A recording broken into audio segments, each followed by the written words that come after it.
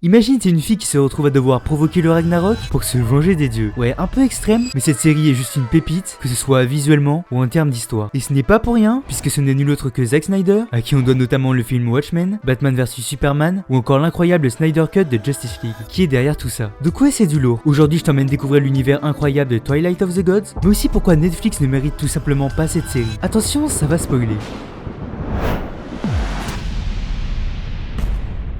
Notre histoire commence sur un Drakkar où un certain roi Lif nous raconte l'histoire de l'une de ses plus grandes batailles. Une bataille féroce où aucune erreur n'était permise. Mais une femme pleine de courage tuait ses ennemis d'une facilité qui ferait pâlir n'importe quel chef de guerre. Les Valkyries, des anges venant apporter les guerriers morts au combat au Valhalla, s'approchent de cette femme. Et étonnamment, elle décide de l'épargner. Tout comme Lif. De retour sur Terre, on la retrouve. Elle s'appelle en réalité Sigrid. Et après ce fameux combat, ils sont tombés amoureux. Et plus que ça, puisqu'ils s'apprêtent à se marier. Mais après une partie de jambes en l'air, Sigrid regrette de ne pas avoir pu retrouver sa famille. Elle aurait voulu pouvoir se marier là-bas. Alors Lif, amoureux comme au premier jour, décide d'aller les rencontrer dès le lendemain. Mais avant de partir, Sigrid va voir sa meilleure amie Hervor. Je vais me marier. Je croyais qu'il en épouserait une autre et qu'il te garderait comme concubine. Tu ne lui as pas donné d'enfant. Je suppose qu'il a décidé qu'il me voulait moi, plus qu'il ne voulait d'un héritier. Je voulais pas te froisser. T'as de la chance. Les enfants, ça nous éloigne du champ de bataille. Et le clan ne le verra pas de cet œil-là. Certains murmurent que votre noce provoquera la colère des dieux. Lif, quant à lui, va voir l'épée de son père mort. Leur relation semble avoir été quelque peu tendue. Il n'acceptait pas cette relation, justement parce que Sigrid ne pouvait pas donner d'héritier. Mais bien décidé à faire ses propres choix, Lif retire l'épée de son rocher et nos deux amoureux peuvent partir. Mais en arrivant, deux géants se battent. Et nos deux protagonistes sont un peu perdus. Enfin, pas pour longtemps, puisque ce sont en réalité les frères de Sigrid. Oui, parce qu'elle est mi-humaine, mi-géante. Ne me demandez pas plus de détails, je ne veux pas savoir. Et le plus fou, c'est qu'elle est la fille du roi. Mais en parlant du roi, il n'est pas très heureux qu'un homme frôle ses terres. Et déjà, leur royaume s'appelle le royaume de la main tendue. Et en plus, Lif a disons de très bons arguments. Donc même s'ils n'approuvent pas complètement leur mariage, ils acceptent. Et pour fêter tout ça, rien de mieux qu'un banquet. Mais le lendemain, alors que Sigrid et son père étaient en train de nettoyer l'emplacement du mariage, le roi avoue qu'il est triste que sa fille ne soit pas revenue. Mais en même temps, on peut la comprendre. Elle ne se sentait juste pas à sa place dans une société peuplée de géants. Dans une société où qu'elle soit, elle ne peut même pas toucher le sol. Tu sais que j'aurais scié un par un les pieds des chaises de tout le royaume pour que tu restes auprès de nous pour toujours. Tu ne t'es pas senti chez toi parmi nous, mais tu as toujours été une géante. Et tu le seras à jamais. Mais une petite salamandre observe la scène. Voilà, vous faites ce que vous voulez de cette info. Le mariage peut donc commencer. Et alors que tout se passait merveilleusement bien, à l'instant même où les noces allaient être officialisées, le ciel s'assombrit. C'est Thor et Balder à la recherche de Loki. Mais force est de constater qu'il n'est pas là. Enfin, c'est vraiment juste un mariage quoi. Mais Thor c'est un peu nerveux et un combat se déclenche. Le problème c'est qu'entre un dieu et des géants qui ont beau avouer ne pas avoir peur des dieux, disons que c'est un peu déséquilibré. Alors que nos deux protagonistes avaient amené les plus faibles en sécurité, ils décident d'aller rejoindre le combat, sauf qu'il n'a pas fallu longtemps avant qu'un dieu extermine de simples mortels. Et le pire dans tout ça, c'est qu'il va même jusqu'à tuer les plus faibles. Tu as trouvé des survivants? Non, ils sont tous morts. C'est fini, Thor.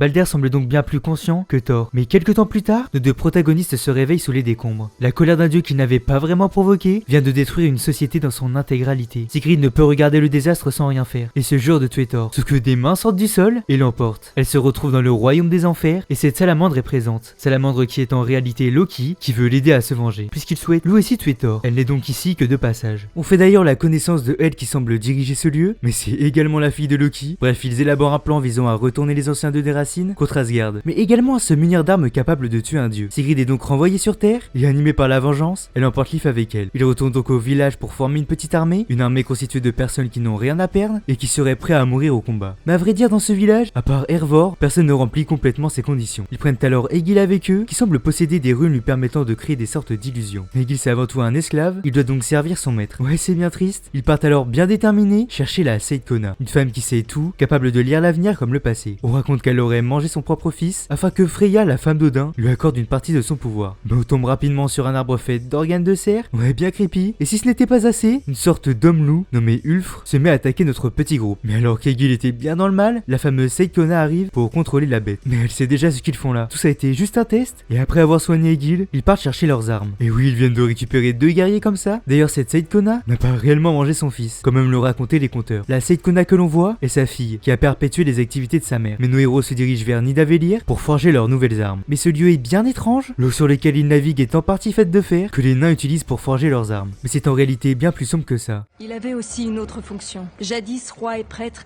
venaient ici pour noyer leurs femmes. Leurs femmes?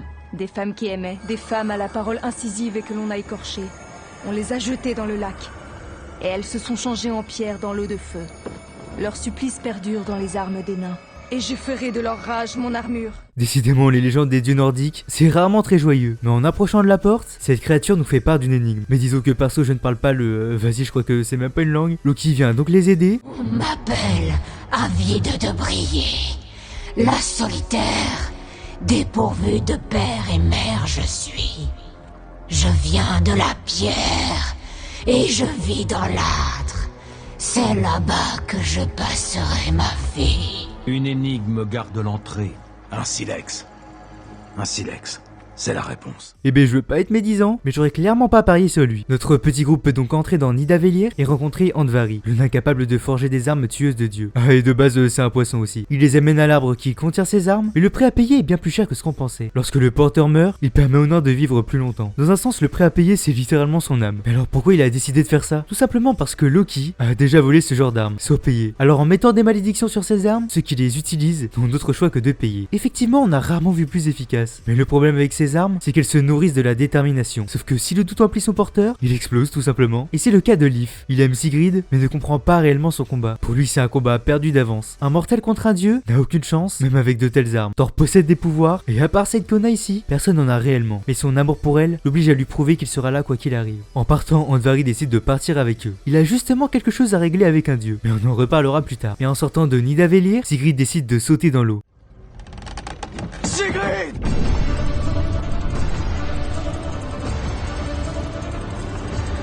Les femmes la revêtiront de fer.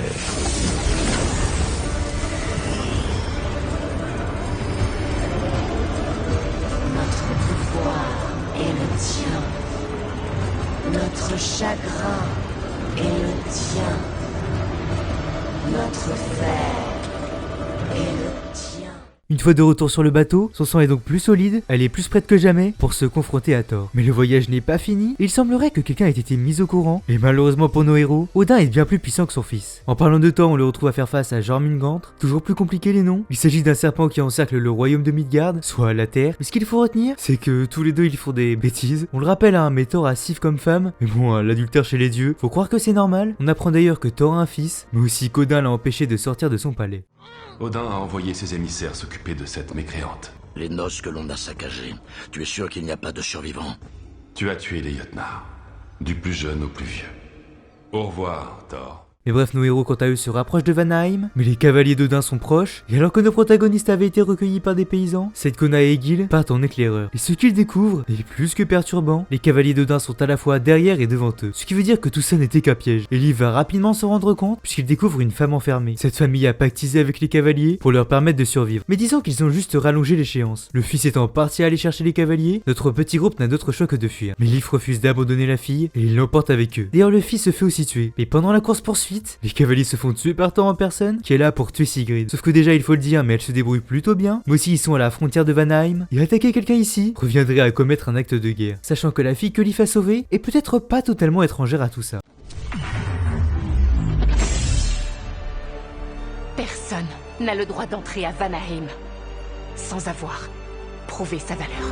On retrouve Thor et Jormungandr, toujours à faire des bêtises, et je sais qu'on peut avoir l'impression qu'il n'y a aucun intérêt à vous montrer ça, mais ne vous inquiétez pas, ça arrive. Thor fait d'ailleurs la connaissance de Sandrodiga, la déesse de la défaite, et comme par hasard, elle apparaît après qu'il n'ait pas pu tuer Sigrid. Mais en parlant de Sigrid, ils sont arrivés à Vanaheim, et demandent alors au roi Tiwaz de les aider à tuer Thor. Mais rien n'y fait, sauf que ces dieux sont un peu oubliés, et ils pourrissent littéralement. Ils n'ont pas accès à la pomme d'or, permettant de gagner l'immortalité. Le roi accepte donc de les aider, à la seule condition qu'ils tuent le dragon Fafnir, et récupèrent des pommes. Tira, la fille qu'ils ont sauvée, les accompagnera. Mais Fafnir c'est bien plus qu'un dragon pour Andvari. Mais ça on en reparlera plus tard puisque c'est l'heure du banquet. Et ici on apprend que Tira a été recueillie par le peuple de Vanaheim alors qu'on l'avait abandonné. Mais surtout que Leaf a tué le père d'Egil et l'a recueilli pour le transformer en esclave. Et ça il s'en veut. Alors il prend la décision de lui donner sa liberté. Et le lendemain il décide de partir. Mais avant il a une histoire à raconter. En gros Loki a tué le meilleur pote d'Andvari et du coup ça a créé des tensions. Le roi des nains a donc demandé réparation à Loki qui lui a donné beaucoup d'or. Sauf que l'or il a pris chez Andvari. Et lui il adore maudire ce qui lui appartient. Et donc à cause de ça le roi Fafnir Fafnir s'est transformé en dragon et a donc perdu son trône. Il s'est retrouvé à protéger les pommes de la vie éternelle. Ouais, les histoires sont bien farfelues, mais là n'est pas la question puisque nos amis sont arrivés. Et après un petit combat et la mort de Fafnir, ils récoltent les pommes et les ramènent à Vanaheim. Sauf que quelqu'un les avait empoisonnés et Leaf se retrouve enfermé dans le château alors qu'il aidait ses amis à s'échapper. Et bien sûr, on connaît le responsable de tout ça.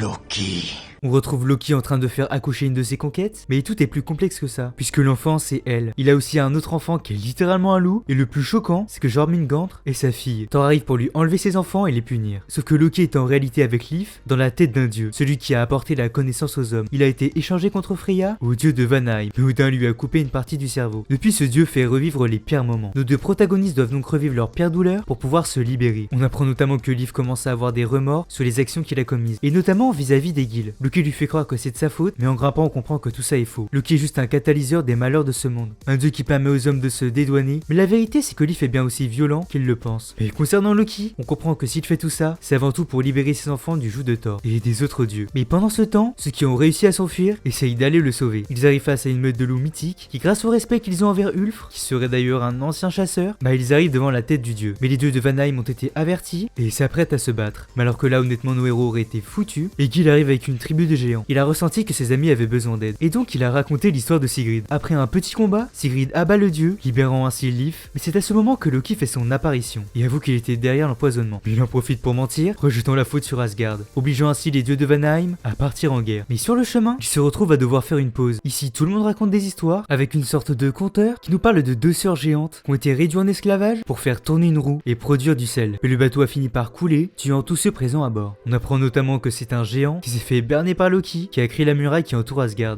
et qu'après l'avoir construite, il s'est fait tuer par Thor. Ouais, pas très sympa. On apprend aussi que Ulfr est peut-être bien plus qu'un homme loup. Il se pourrait que la peau qu'il habille contienne une âme, ce qui peut expliquer d'ailleurs pourquoi il semble quelque peu déséquilibré. Mais après une partie de jambes en l'air, ouais, décidément ça y va. Bref, quelqu'un arrive, et ce qui est sûr c'est qu'il en a des choses à dire. Je suis le seigneur des sagas, et mon fils, lui, est le seigneur des tempêtes.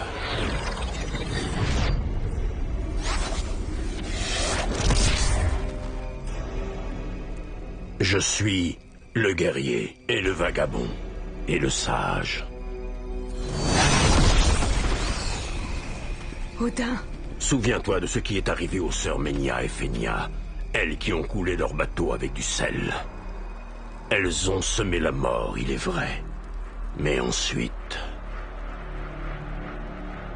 elles ont péri. Après tout ça, ce qui est sûr, c'est que ce ne l'a pas découragé. Thor, quant à lui, semble bien heureux. En fait, il semblerait qu'il ait envie la mortalité des hommes, parce que ça donne un sens à la vie, un objectif et surtout une fin. Le combat peut donc commencer, et c'est plutôt égal. Mais quant à nos héros, leur technique pour fragiliser le mur consiste à faire pousser la couronne du roi de Vanaheim. Mais Loki, quant à lui, rassemble ses enfants, et on apprend que s'il fait tout ça, c'est pour libérer ses enfants, oui, mais c'est aussi pour sauver Jormungandr, puisqu'il a vu le futur. Il a vu qu'elle allait se faire tuer par les mains de Thor. Alors il faut qu'il soit mort pour que la destinée de sa fille soit changée. Maintenant, c'est vrai qu'on peut se demander pourquoi il ne le fait pas lui-même. Mais on aura cette réponse bien assez vite. Sur le champ de bataille, les Valkyries récupèrent les Asgardiens morts pour les emmener au Valhalla. Sauf que les guerriers de Vanaheim, eux, sont laissés. D'ailleurs, Hervor a perdu ses fils, tombé au combat, et donc monté au Valhalla. Si je mords la poussière, emportez-moi dans vos bras. Emmenez-moi auprès de mes fils. Mais la première journée des combats est terminée, tout le monde part alors se reposer. De toutes les femmes que tu pourrais séduire, tu choisis de prendre la défaite pour maîtresse. Toi, tu l'ignores, mais je sais pourquoi. C'est ce que tu désires, être vaincu. Mourir. Et j'espère que celle qui pleure exaucera ton vœu et fera de moi une veuve. Et bien une femme qui souhaite que son mari meure, on voit pas ça tous les jours, mais dans le camp d'en face, c'est plus compliqué.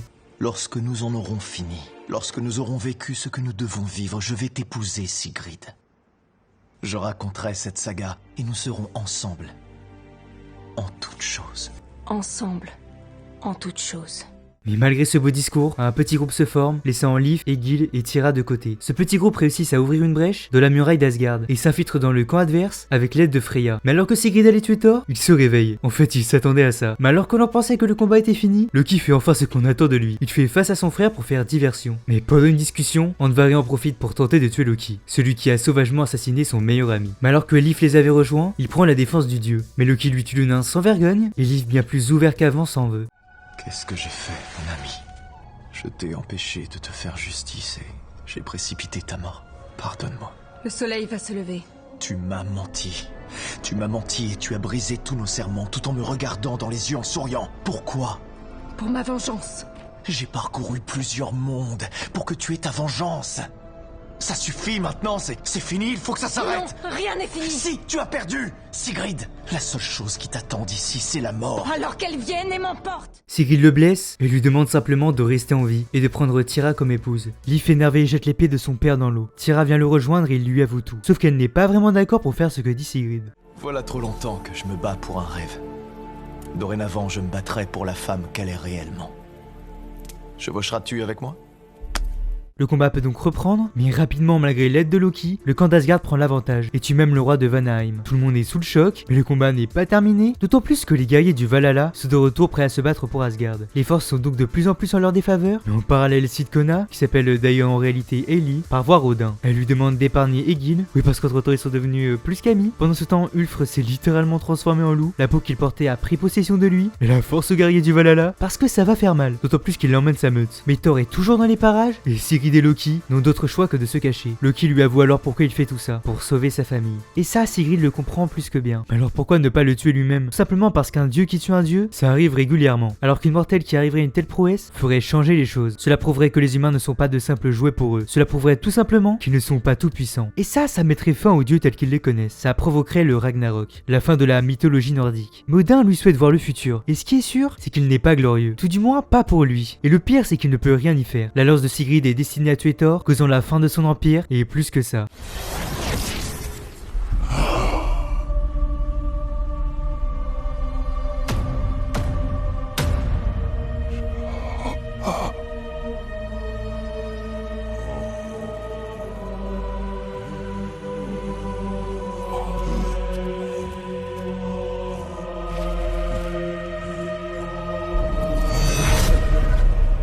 Odin est choqué, il prend conscience que ceux qu'il méprise sont aussi ceux qui lui ont permis d'arriver là où il en est aujourd'hui, et que son règne semblant immortel ne l'est pas tant. Il vit grâce aux hommes, à leurs pensées, à leur façon d'agir, et se croire intouchable a été la pire erreur de sa vie. Ce combat ne remettra peut-être pas en question directement son règne, mais plantera une graine de corruption qui attendra simplement le bon moment pour éclore. Et à ce moment-là, il risque de se rappeler que son aveuglement, celui qui lui a permis d'assouvir son autorité, est aussi ce qui causera sa perte. Mais Odin, refusant d'accepter la réalité, s'en prend à Ellie, puis il disparaît. Mais c'est à ce moment qu'Egil apparaît, pleurant la seule personne qui a su l'accepter comme il est. Mais alors qu'il pensait l'avoir perdu à jamais, quelque chose se produit. Je t'ai connu, n'est-ce pas? Elle vient de se transformer en déesse, un mélange de Freya et de la mémoire d'Odin. Mais le combat continue de faire rage et le duel tant attendu est arrivé. Thor contre Sigrid. Thor a beau avoir des pouvoirs divins, Sigrid a des alliés. Et ça il va le comprendre bien assez tôt. Enfin c'est ce que j'aurais aimé pouvoir vous dire. Puisque Thor reste trop puissant, et pire, il tue Ulfr, qui se transforme en humain, puis s'ensuit Hervor. Mais malgré les appels de Sigrid, les Valkyries refusent de l'emmener au Valhalla. Elle ne pourra donc pas retrouver ses enfants. Et du coup c'est elle qui l'amène. Le Valhalla n'est pas une récompense accordée aux héros. Les âmes prises par Odin viennent grossir les rangs de ses soldats. Pour ajouter à sa forêt de lances et gagner toujours plus en puissance. Plus jamais elle ne servira de dieux ingrats. Thor profite de cette occasion pour lui proposer la reddition, faisant apparaître la déesse de la défaite sous les conseils de Balder. Cet accord est toutefois soumis à une condition. Je veux que tu me donnes ton véritable nom. Je croyais que seule la vengeance me motivait. Mais... je désire plus. Je veux un monde libéré du joug de ton espèce. Un avenir meilleur pour ce monde, même si je n'ai pas la chance de le vivre. Tu me demandes mon nom, mais on me nomme de bien des façons. Je suis celle qui pleure, et je suis la fiancée de sang. Je suis la porteuse du bois de Ser, et le bourreau de Önir. Je suis la fille du roi Glomar, et je suis la dernière de la race des géants du royaume de la main tendue. Et le jour de mon mariage, tu as massacré ma famille tout entière, alors que les miens fuyaient et présentaient des boucliers blancs. Tu me proposes la capitulation? Voilà ma réponse, misérable chien! L'attaque reprend, mais en attaquant Thor, Sigrid tue accidentellement Balder qui s'était interposé pour sauver son ami. Sigrid a finalement bien tué un dieu, mais pas le bon. Alors que la vengeance s'emparait de lui, Freya vient s'interposer, et la vengeance se transforme en douleur. Ses actions viennent de lui retomber dessus, et pire que ça, Thor accepte d'être emmené au Valhalla, refusant d'abandonner son ami. Mais la quête de Sigrid n'est pas finie, ou tout du moins celle de Loki, qui la poignarde, l'obligeant à aller retrouver Thor. Ils se retrouvent donc tous les deux au Valhalla. Tous connaissaient ton nom, mais personne ne me l'a dit. On m'a materné et abreuvé de mensonges. On s'est joué de nous, on nous a manipulés sans scrupule, ballottés au gré du vent et des caprices d'autrui. Mais à présent, nous hantons tous les deux le même royaume. Ainsi donc commence la saga de Sigrid.